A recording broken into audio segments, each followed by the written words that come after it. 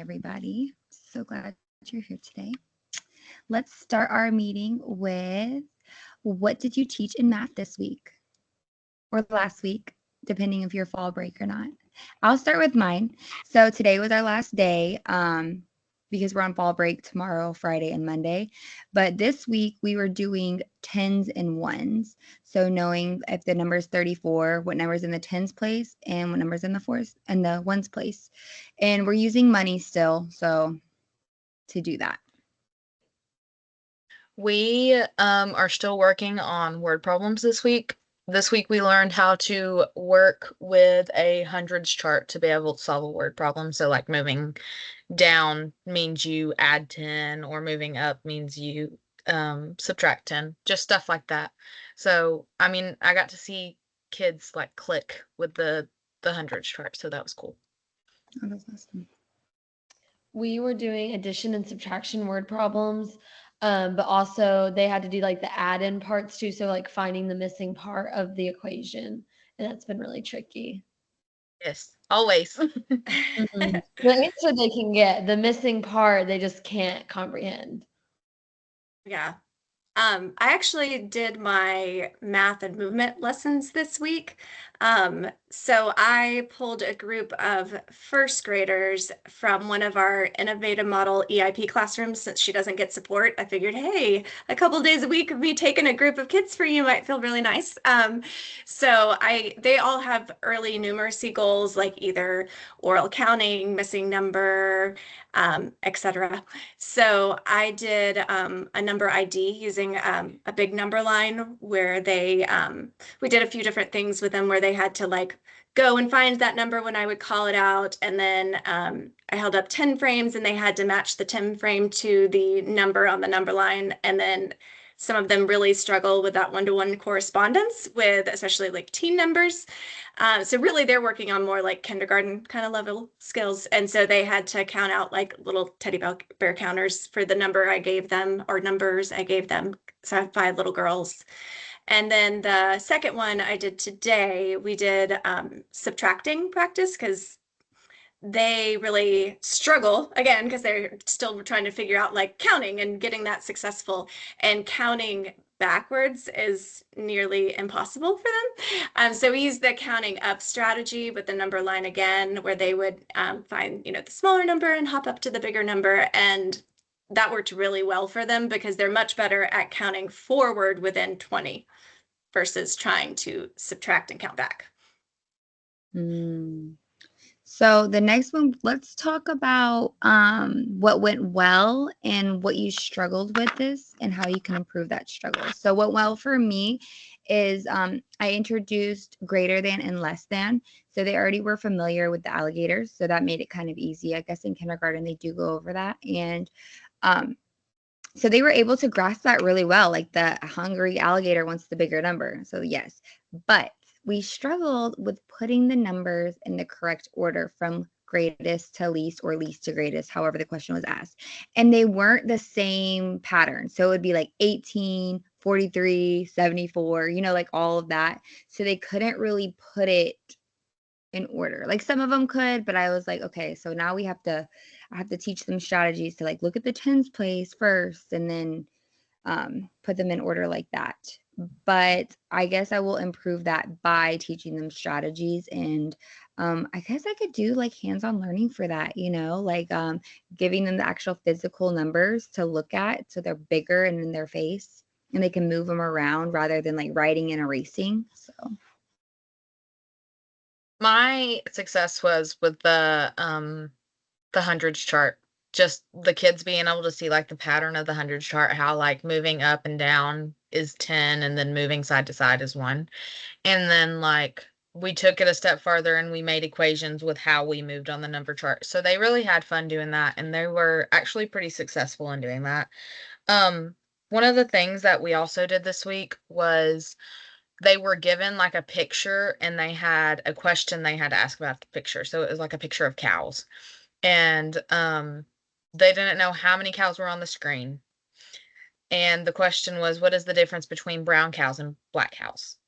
And so they had to figure out like things that they needed to ask me to be able to solve that problem.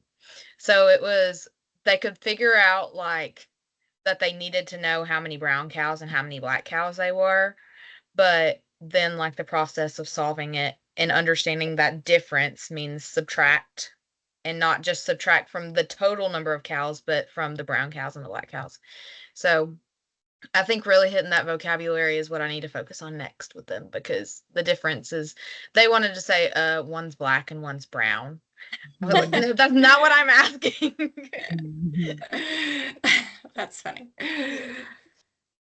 For my kids, I have a lot of higher level math kids. While I do have a few kids that struggle, I have started my project-based learning project, and they were so excited when they heard that they were going to design a playground. Like they took it very seriously, and so we've just started that this week. But they're really pumped about it, and I've never really seen this group of kids so motivated to do math.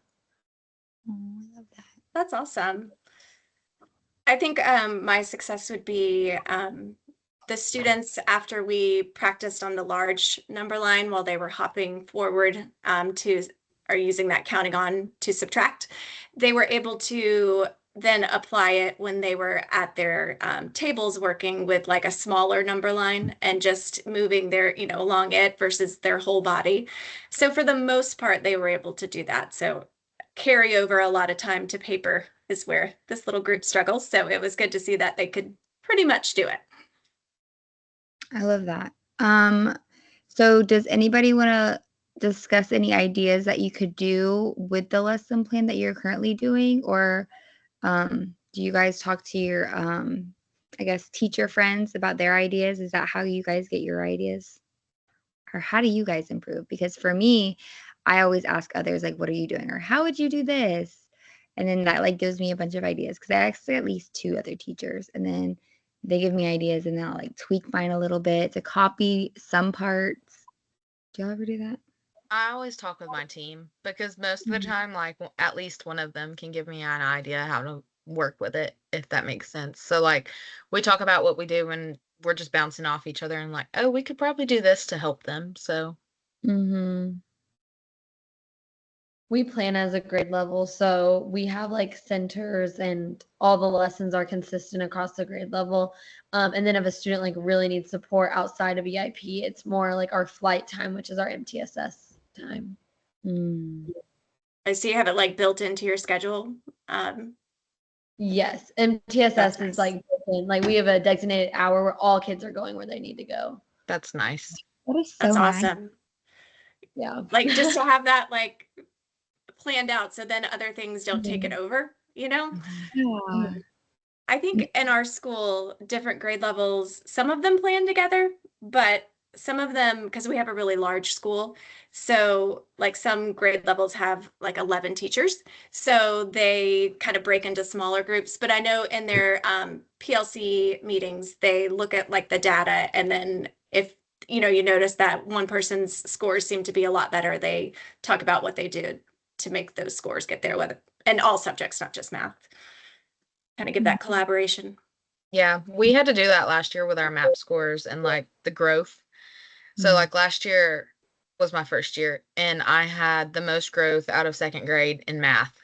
And they emailed me and they were like, you need to bring it to your grade level about what you do different or what you might be doing. I'm like, I don't know what I'm doing. Maybe it's just my kids.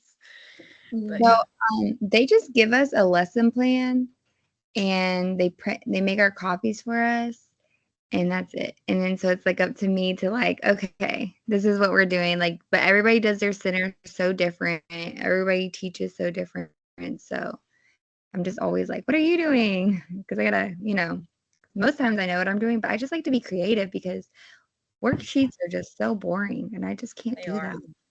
Yeah. Okay, so math and movement, let's talk about that and all of the videos we watched last week. So kinesthetic learning or movement-based learning. So what I got out of that is the active engagement. Obviously that they're moving and interacting with others. They can touch, they can jump. And that is something that I'm going to be doing with mine.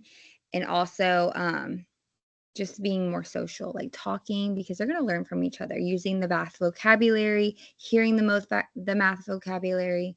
So that's what I got mostly out of it. I think the biggest thing is just like making sure that the movement is attached to the learning.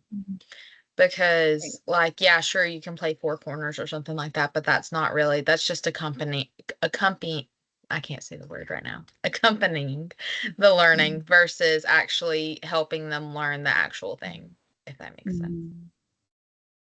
I think it's engaging too. We have math right after recess, which is terrible, and I hate it. It's like I can't compete with recess. Math can't compete with recess. Obviously, we're not as fun. But this, I think, could help, transition that into an actual traditional math lesson. So that's what I'm going to go for. I don't know if it's going to happen. I'm hopefully going to start doing that Friday, but I think the most important part is like you're moving the body to demonstrate your knowledge. It's not like, just like Sydney said, it's not accompany the math. It's actually demonstrating it with your body. Yeah, I said it's using movement to like achieve understanding. So it's like that's how they're making those connections and building that understanding is their physical movement helps make that connection. And I found it interesting when I was reading, it said that it can improve retention and enhance memory. So by adding that and including it, it's okay, they're going to start remembering this with their activities. So I thought that was a cool way. And I never really saw it like that before. I know, I noticed that too, where it talked about like it's increasing your oxygen flow, which means your brain is going to process information better than. Yeah. Which makes sense, but yeah. It does make sense, but we don't they're like It's sitting so in a cool. chair. It's so cool that like everything has developed over time to where like we used to think sitting in the chair is what really it was going to make you learn. You have to sit still, you have to listen. But to see now that, oh, learning can be a little bit more fun and it's actually better if they're moving. So So true. So am I on number 4? Yes. So it says, how can kinesthetic learning be beneficial to students? And that goes back to the retention thing that I was talking about. I think it improves how they are remembering things and connecting them to the real world. So they'll understand concepts better. And so just like help memory, basically. yes. With my students, I have a lot that I like to call space cadets, like they'll stare at the ceiling most of the day. So when you have the movement lessons, that's when they really like get to be active and really show you what you know, and they're not just staring at the ceiling the whole day. And I find that that's when they actually learn the best is when they're moving because their bodies need the movement to be able to focus, basically. I come at this like in a slightly different perspective. I was a dance teacher for 4 years, and a lot of times I taught like 5-year-olds, so they were learning like counting and counting fluently. And when we did stretches, we would count, and I noticed that they could count better when they were moving versus if I just told them to count the music or something while standing. And for me, I think it's beneficial because it controls those behaviors. I have a few boys who just cannot sit down and be still and learn. They can't. And like they have some like undiagnosed ADHD going on.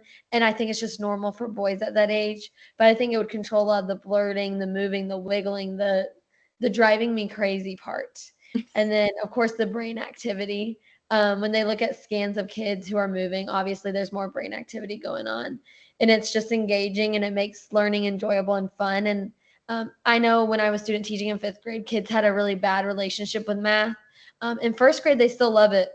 So there's something between 1st grade and 5th grade that really crushed kids' spirits, and I would like to preserve that as long as possible. It's the multiplying. Probably. That's what crushed my spirit. It's the multiplying and the fractions. Yeah, I think with like you were saying, a lot of the kids who do tend to struggle do have attention issues, and they get in trouble a lot of times, and they, like they're always the ones who are like, oh, what do I have to do now? So I think when they get up and they move, then just by the nature of what you're doing, it cuts down on all those like negative behaviors. And then suddenly the kid who doesn't ever want to do anything or participate, it's like, oh, okay, cool. Maybe I want to do this after all. And I think maybe it goes back to the brain breaks too. Like doing a brain break, I don't know if y'all have noticed, but my kids are so much like more engaged after a brain break, and it's probably because of the brain activity. But like it gives them a break, and then lets them say, okay, we're moving on now. So I think it ties like hand in hand with kinesthetic learning, even though you're not really learning during that process, you're giving them a rest and making them move. So Yeah. Now I do have a few kids after a brain break. I feel like they're worse because they get really hyped. But I think Yes. it's like the specific brain breaks you're using. Because if I do more calm stuff, they're fine. But if I do like the trolls, like can't stop the feeling, it is like a rave all and over the like place. Yes. Because you'll always have those kids who just can't calm down. yeah. I have a couple of those this year that are just, I was telling somebody the other day that my kids this year are just a different breed of kids. Like I thought mine last year were bad, but this year's kids, I have a class full of boys, and so I'm like, oh God, at all points during the day, sit down. So Yes. One year when I taught, I had 20 second graders. 16 of them were boys. I thought I was going to lose I mean, we all survived it, but it was definitely a challenge. There is something to be said about having a better balance. I don't know why Yes. they did that to me, but I have 18 this year, and I have 12 boys and 6 girls. Yeah. And like last year was the total opposite. And I thought the drama was going to kill me last year. This year, it's okay, we're just going to scream across the room at each other. That's going to kill me. So. Okay, I definitely agree. So it says, what are y'all's personal experiences with teaching lessons that involve using movement-based learning? So for me, last year when I was student teaching, we did like ecosystems. So the teacher went on a nature walk, and she loved this because we were out of the classroom, and they had a walking trail around the playground, and we got to go out, and they would like point at stuff like a squirrel. Where do you think the squirrel lives? What are they doing? What are they looking for? Just like pointing out things around. We'd even involve plants and things like that. So that was cool. And then the kids would go back and draw what they saw and wrote, sentences to compare and contrast with each other. That's as far as when I was doing my student teaching my last year, we had to do some of the kinesthetic stuff, and I actually did the clock one that she said in the video. So like I drew a big clock up on the board, and I like draw at a time. The students who were sitting on the floor would have to like draw on their clock like where the hand should be, and then I had one student come up and like model it with their arms, and we just took turns. They loved it, and it was a small group that needed more help with time that I worked with, and it like really helped them see how a clock moves. So I did mine my senior year as well. I was in 5th grade, so the content looked a little different than what I teach now. And we were doing angles, so I had kids make like acute, obtuse angles with their arms and like supplementary angles, and it really helped them memorize what those angles looked like. And they really enjoyed it, even though for some of the kinesthetic activities, I'll be entirely honest, 5th graders are too cool for. And it was like pulling teeth to have them like, hey, do this. I need to do it for school. But that one they did actually really enjoy because I would switch it up and try and trick them. Yeah, I've used the angle thing before too, having them model it. And then I shared on like the discussion posts. I also, when they would say it, I would have them like for acute angles, they would have to use a little like baby acute. And then like when they did obtuse, they had to be deep obtuse. And that was like very easy for them to then remember it with the motions and the voice. And then like a non-math one, when I taught 2nd grade, when we had back when we had like an actual reading series, we had some vocabulary words that would go with it each time. And so towards the end of the week when we'd review, we would play a game where the word would be on the board behind a student and they would be facing the class. And then the class could do actions to try to get them to guess what the word was behind them. So they could do actions, or they could give like clues, kind of like taboo or whatever, where you're trying to tell them what. So they could do a combination, but a lot of times they would do different movements if the word lent itself to that. And that game was always quite popular to play before we did vocab quizzes. Mm-hmm. That So y'all, sounds fun. y'all all gave math related lessons. The only math related lesson that I have to share is math vocabulary. So instead of, writing the definition down, I would say, okay, this is the word pattern. Go around the room and find the pattern. And so they would look for the picture of the pattern or an actual pattern. And same with like greater and less than signs, equal signs, because you have to teach them what equal means because they don't know what the equal sign means. So just going over vocabulary that they should know or might have forgotten. That way helps them like walk around the room. And I did that during centers. So they had like a checklist type thing to draw it. And it just worked out really nicely. Okay. So it says, what do you think are the struggles and difficulties of implementing movement-based learning lessons? So this is what I was thinking is, how would you assess the students in understanding? I know I can watch them, but it's also hard to watch every single student. It's not like it's on a piece of paper and I can be like, oh, okay, they get it, they don't get it. So assessing them would be like, oh my gosh, I don't know. I guess I don't know how to do that properly if it was something major. Like, learning activities, yes, but if it's, do you get what I'm saying? Yeah. If I feel like the biggest thing is the kinesthetic learning doesn't have to be like the whole lesson. Like it can be just a single part of it and then be like, okay, now we got to take this so I can see how y'all did on it. Basically. Okay. So that's what I would say. But So don't even worry about assessing, just kind of use it as part of yes, learning. as part of the lesson. Yeah. Yeah. I think that's like the practice part. Yeah. Yeah. Before they go to work independently. Yeah.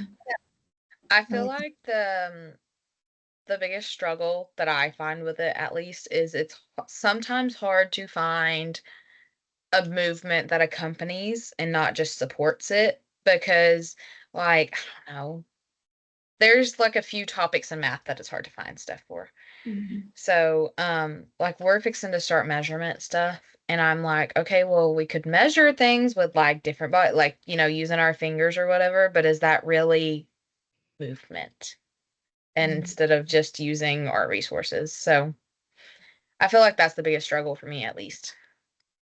I always think of it more as like a tool. So, it's like one of the things in your toolbox that you can pull out. So it might, kinesthetic movement might be applicable for this topic and this skill, but maybe it's not for the others. Yeah. It's like, I think when you try to force like some sort of strategy or plan onto like everything, it's never going to work. You have to kind of find what works not only with just like the actual skill, but with this group of students you have too.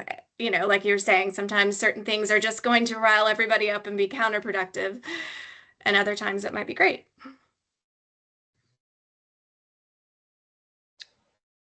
For me, I think the biggest struggle is time.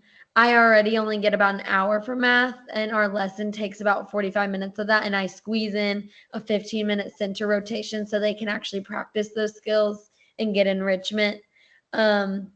And it's just highly controlled. Like, I mean, there's no deviating from our curriculum. It's not like, well, instead of this lesson, I want to do that. Like, we are held accountable to doing it.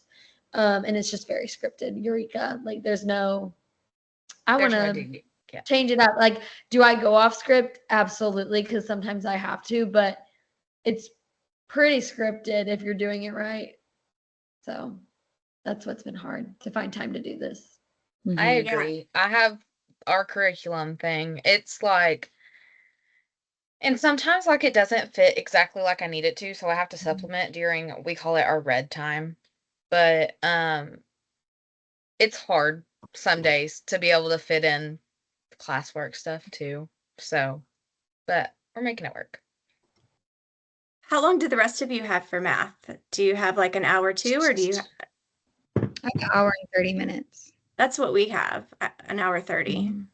I think that's about what we have because we go from 9:45 to 10:15. Yeah. So I said that time was also an issue, but I think not only just the time in your class to like fit it in, but a lot of these like really great ideas, you need the resources to be able to use it. And like we were talking about before, like sure, there's this company with these great resources and you could go buy them, but it's super expensive. So if you're gonna have to create it yourself, you've got to make that gigantic number line or that huge hundreds chart. So that's one more like piece of prep work. And then also yes. a lot of the activities need a lot of space. And I know a lot of our classrooms are super crowded, especially like the older you go, the higher the grade, the more students are in one room. So then like your chance to be able to do those things is a little harder. I know I loved the desk movements because you can kind of employ that anywhere. But I think the other piece is it's hard to just find the physical room to do it. Yes, like the big hundreds chart. Like I love that. I would love to have my kids on a big hundreds chart, but it's like Where are you for gonna one, keep I it? don't have enough room. It'd be But great if like it was like a classroom rug that looked like the hundreds chart, because then it could be there all the time. And that's what I was thinking. I was like, if somebody would make these like as a rug, and then we could switch them out as we moved topics. That would be great. Yes. I completely agree. When I was in 5th grade, we were in the trailers and we had 28 kids. It was awful. I'm sure. Like no room. I think my thing I was thinking about the other day about if I were to do the hundreds chart one, I would take them outside and make them do it with me. Like I would Mhm. probably have chalk already drawn, like the frame of it drawn, and they would have to fill in the numbers with me. Sorry. And then that would be the day that it randomly starts raining when it's not supposed to after you do all that work. That would be my Yes. life. Yeah, you're so true. So on the PDF math and movement training manual, you were supposed to find activities you would like to do in your own room, and I did. And it's because last year for our brain break in student teaching, my brain fried for a second. They did yoga as a brain break. So I found the yoga in math and I thought that was really cool. So they used like the downward dog, and to keep it simple, the students were like holding positions and then counting out loud. So they can count to 10 and say simple addition facts like 1 + 1 is 2. And then they would change like positions again to do another math fact. And I thought that was a really cool way to do it because then like they're stretching their body too, you Yes. know? And then It's you're almost- incorporating. Sorry. It's almost like a brain break in with doing a Yeah. math. Yes.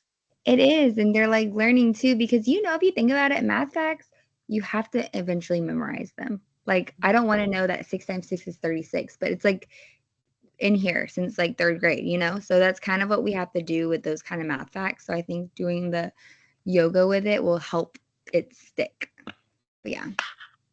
And I like that the yoga too is like a calm alternative to some of them. So if you do have that class that gets a little kooky, like it can be like grounding while you're practice versus like explosion. And coming back from recess, we do like a cool down because I just have found out within the first 2 weeks of school, we cannot go from the blazing heat to math automatically. We just can't. We have to do a cool down. So we'll usually do like the mindfulness breathing or like the melting, but like doing the math yoga might be something I want to try.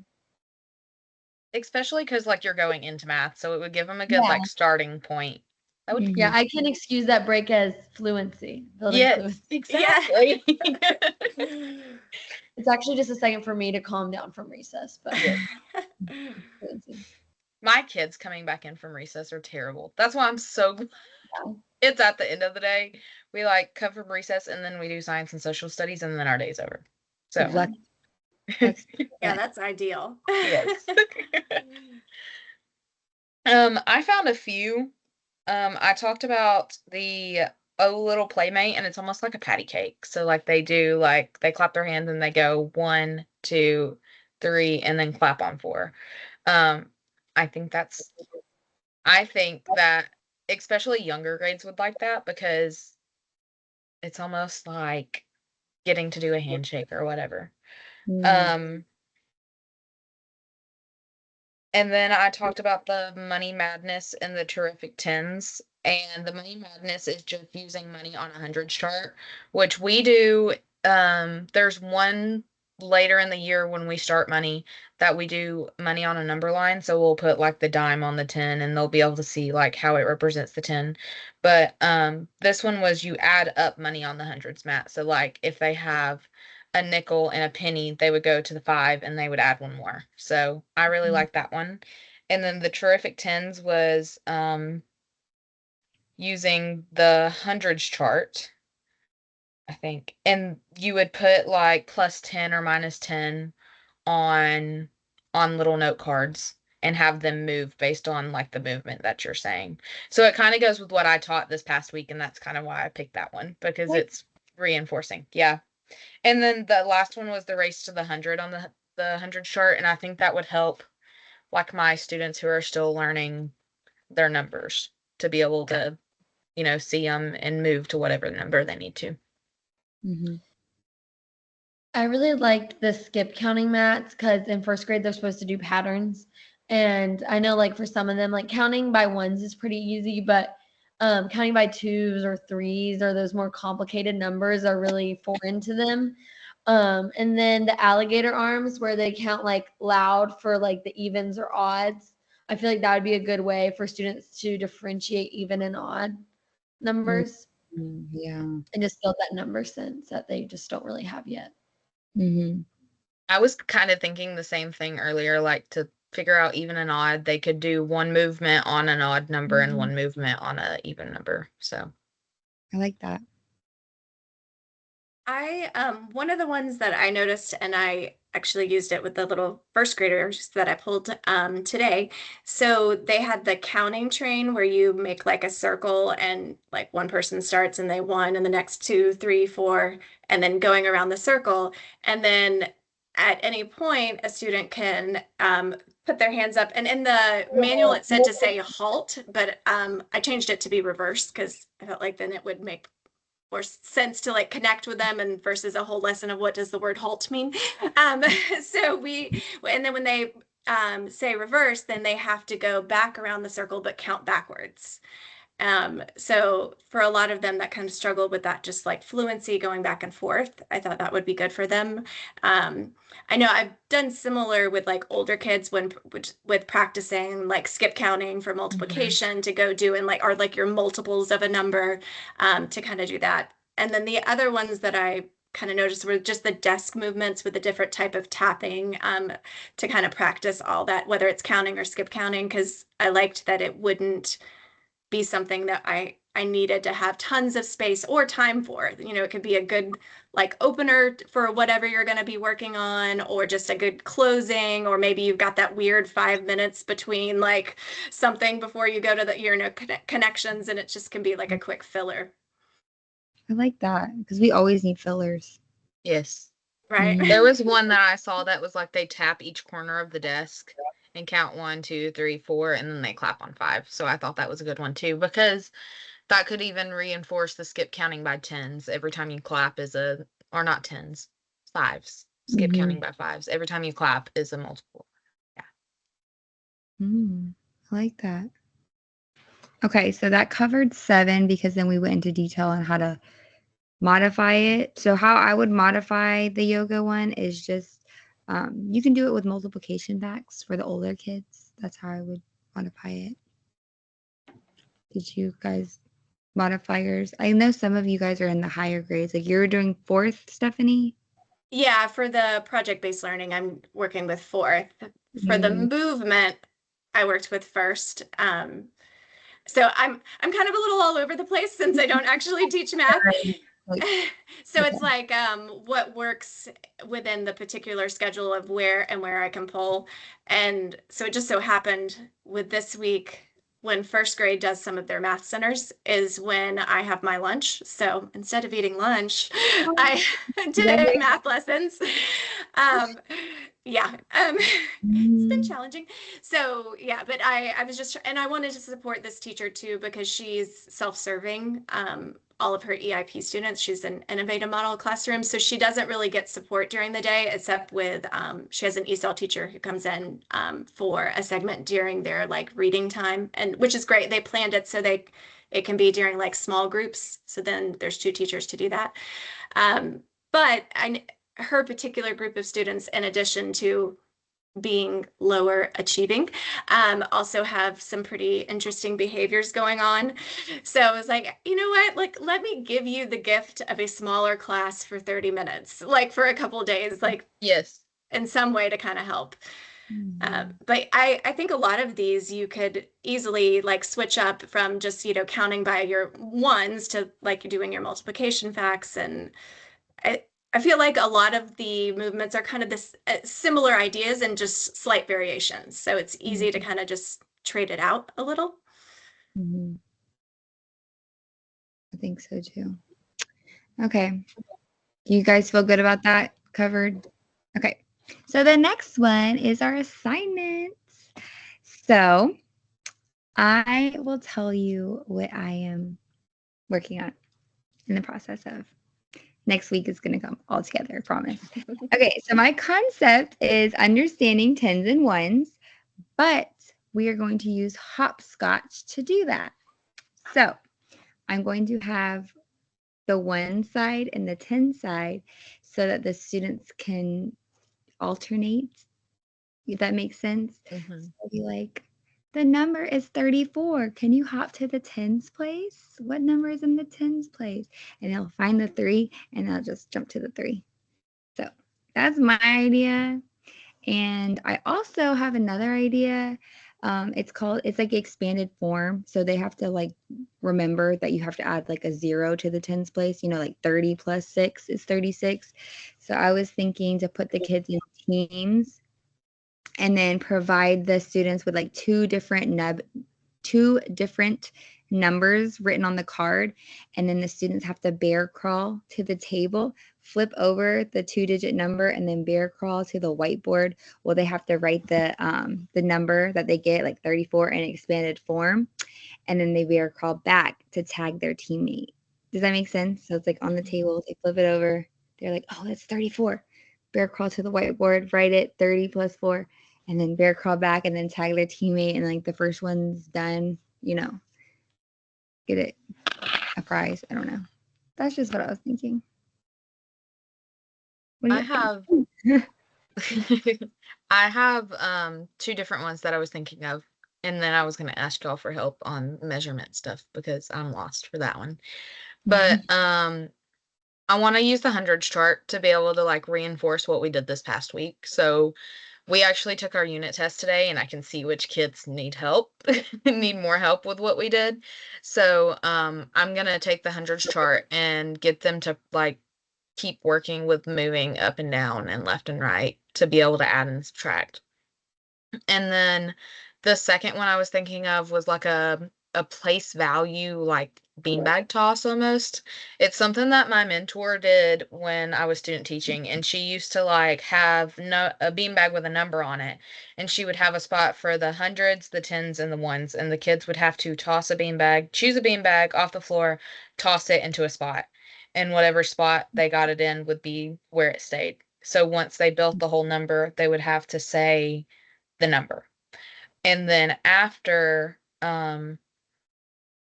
they do that, I was thinking of making like the place value mat that she showed on the video or whatever, and have them jump to each place too, to be able to not only build the number but be able to say what the number is. Mm-hmm. Yeah. I like that. Would you do like a tape to like make the thing? Okay. Yeah. That's what I was thinking too, to use for mine, is do tape. I'm thinking tape, and I felt like I thought something else, but I don't know. Maybe just You can even write the numbers with tape too, you know what Yeah. I'm saying? That's what I was thinking to do too. So if I put objects down, I just feel like they're gonna get hurt or jump on it. So I'm like, I should just. Mhm. I know in our old building, if you write on the floor with like dry erase and then you use like the cleaner, it comes up. But I think that may be dependent on your particular flooring. So like in our newer building, because we have like an annex for fourth and fifth, and they're in like the older building, and then our other grades are all in this new one, and it leaves residue, and the custodians get really angry, and yeah, you'd be making somebody mad. But like it worked nicely over there because it's the square tiles, so it would be Yes. easy to like make it really quickly. Oh, I don't have square tiles, but that would be nice if you did. See, mine's like 75% of the room is carpet, and then there's like a little 25% where we line up that's tile. So I could probably always do it on that portion. Hmm. I'd have to think about it though. I might like test it to see if I can erase it really easy before I do the whole Yeah, do like a little tiny mark. Well, yes. Before I make our janitors mad. Yeah. When I made the number line, oh, I'm sorry. No, you go. I was just gonna say when I made the number line, I made it with like paper. I just put like one number on each like piece, and then taped them together with like or excuse me, laminated it all together, and then I taped it down on our floor so that way it wouldn't like slide and wiggle, and nobody would wipe off or wipe out and then head injury or anything. So and that worked fine. They were able to like jump and hop on it, and it didn't move at all. And then as soon as we were done, I was able to pull it up. But like 100 chart, that would take way more time to do. So I was thinking about like just writing the numbers on a piece of paper and then maybe taking the piece of papers outside and making them like put each number where they go, and they can just hop on those. Oh, that might be And fast. just something that I can throw away later. yeah. So, yeah, something like that. I don't know. I was planning on doing, so I got these like tins frames that are like human sized, sort of, I hope. I haven't really used them yet. They're in the box. So they're like life size tin frames. So I got 2 of those so we can do up to 20, like grade level standard. And I'm gonna have them act out because in our Eureka book there was a lot of problems like so and so many people got on the bus, so many people got off. Now there's only 3 people on the bus. How many people got off? So we're gonna practice addition and subtraction with the bus, which is the tens frames. So then all the kids can get up and move and all that. And then my other one was going to be a number line. So having the kids start somewhere and then hop in whatever direction, depending on like if they're adding or subtracting. Mm-hmm. So I think another idea, I feel like my mentor did this too. If anybody wanted to use like another base 10 block thing, I feel like at one point she had like squares on the floor for like the 100 spot. No, it was the tens and the ones, just the tens and the ones. And she would give the kids a number and like say it was 53. 5 kids had to go lie down in the 10 spot, and then 3 kids had to curl up like a ball in the 1 spot. So yeah, That's a cute. good idea too, if anybody wanted to use that one. That's cute. So I kind of had talked about what mine earlier when we were talking about what we did in math this week. So I tried to kind of start off each little activity with one of the simple things, like I was saying, the counting train where they were in the circle. When we did the one that was more number ID, where they had to match the Tim frame and then do the one-to-one correspondence and build it. Before that, I used one of the Jack Hartman videos where they count to 100 and they exercise. And a lot of what I liked about that is a lot of the movements are cross-body movements when they're in there. Like they'll do punching from side to side and different things. So it's employing all of that, and it took like 0 extra effort for me, like to do this simple little thing. And then they were all like excited and ready to go, and then we could go to the next step. I know sometimes I feel like I hear him in my sleep, especially when I did more stuff in math with little ones, but I do actually really like his videos. I think they're good and the kids love it, and then gives them a chance to practice. I haven't listened to a video of his since I was student teaching in kindergarten. So He did haunt me back then. Right? My gosh, I hear his voice. But he's in all my anticipatory sets. Like every math, I swear we start with him because we're learning to count by 5s and 10s, and he's in everything for first grade. I feel like because I Right? use Yeah. Such a good resource. Yeah, he has the workout videos too, where they're counting to like 100 and working out. And so that in a way is like that kinesthetic integration, even though it's not like a full-on lesson. My kids love that one. Right. They want to So, do yeah. it too. They're like, can we do it with him? Can we? I'm like, yep, stand up. Right? I feel like Yes. my kids at this point would just be like, that's baby. That's a baby thing. That's how Yeah. my kids are. And that's crazy because you're in second grade and we're in first. So it's like they're only a grade behind, but mine are all about it. They're like, can we dance? Every time he comes on, I'm like, yes, please. And say it out loud. Because some of them think that they can like chit chat during like these kind of videos. And I'm like, oh, the only thing that's coming out your mouth is if you're saying the same thing he is, because it's not chit chat time. So I don't know why my kids think they can do that, but that's I awesome. think a lot of the like second graders, they're feeling very, mature, and they're like, oh, so like some of the other like brain break videos that are like set to like songs that are on the radio, they're like, oh, okay, now it's cool. But Yeah. there's not exactly as many actual learning and movement videos that are matched to that. It's just a good Yeah. like, you need to move for a minute and breathe. Yeah. They really like the running brain breaks where they can run and like dodge and dunk and jump. They Mhm. love those. So that's what we do most of the time. But yeah, I think if I put Jack Cartman on, they would look at me like, seriously. Right? Yeah. So how is y'all's key assessment going? Is it going? Well, Still planning it. Yes. So I met with our professor on Zoom the other day because I was kind of having I guess a little bit of a mental breakdown about how I'm going to like make this work with what like Your my position is. situation. Yeah, and Mhm. so I felt much better after because basically my plan is I'm going to plan the whole unit like what I would do if I was a classroom teacher. But then I'm going to just implement like one or two of the math lessons so actually back up. So I'm doing the design a school garden. And so one of the things they're going to have to do is like read about the gardens and know like how far apart vegetables that they choose need to be. So I was going to use that in their like reading intervention group time with me to like find key details and make like a graphic organizer. And then I was going to try to pull them one other day during some time of my planning or my lunch or whatever and get them to try to do like the rough draft version. But I won't be able to do the full like process what I would do and if I was actually teaching because there's just I Yeah.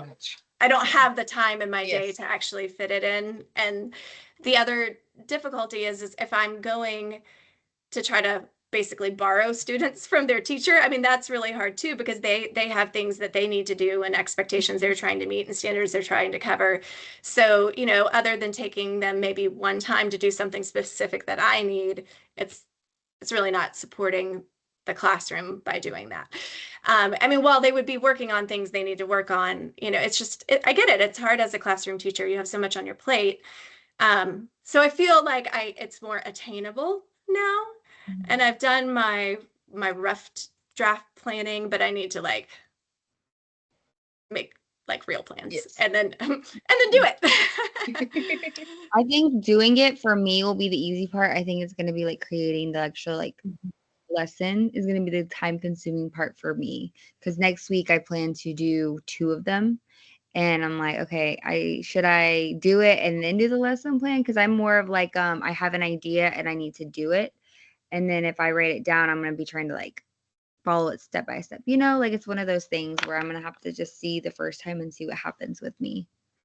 Because even in student teaching, like I would write a lesson plan and I would try to follow it, but I go off script because different needs need to be met. Different points need to be talked about too. I don't know. I'm more of like give me the standard and I'm going to teach it how I want to. I can't just plan it because it's not going to go like that, or I'll sit there and read it. It's strange, but that's just how I am. It makes sense though, because like kind of kids don't always get what you think they might get. Like every lesson, you could plan it perfectly, and then it's just not good because the kids aren't understanding it that day. And sometimes it may just take an extra day to be able to do it. So, yeah. For my project-based learning project, I just started implementing it. So we've done the first couple of lessons, and students are almost at the point where they're going to start planning their playground. So they're going to be using shapes and labeling those shapes to make playground equipment. They're really excited so far, and they've been fairly engaged. And I was really surprised when we were learning like different shapes like trapezoids and stuff. They even noticed like, oh, if I break the trapezoid apart, I can make two triangles and a rectangle. And they had like these just creative higher level thinking skills that had I not done this, I wouldn't have known about.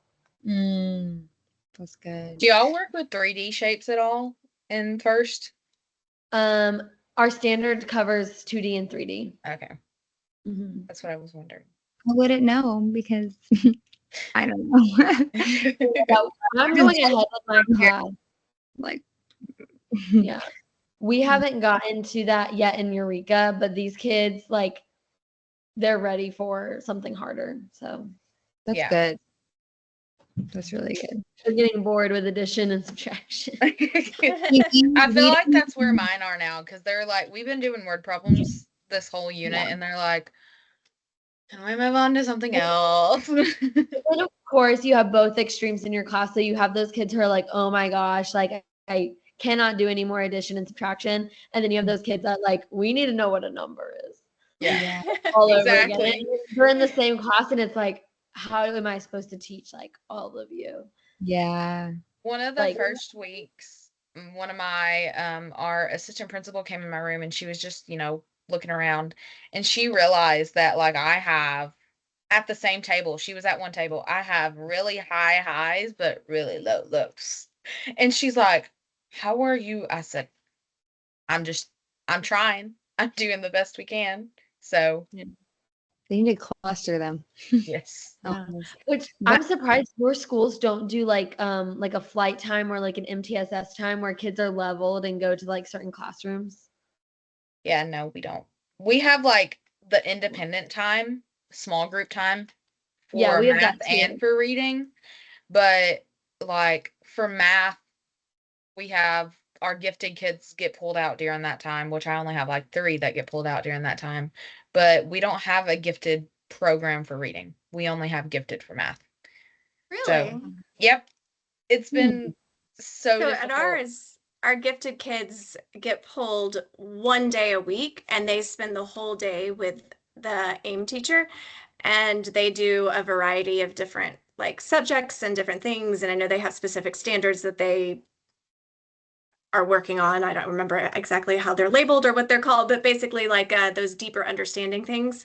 And then the rest of the time they're with their homeroom teacher who's got their gifted endorsement. So that way it gives them all their services. But our first grade team decided last year that they were having a really hard time with, like you were saying, having such a big dichotomy of like ability. So they wanted to try for this year kind of clustering them. So we would have 3 classes that would have your EIP, your struggling, low achieving, with some mix of on level, but only on, not above.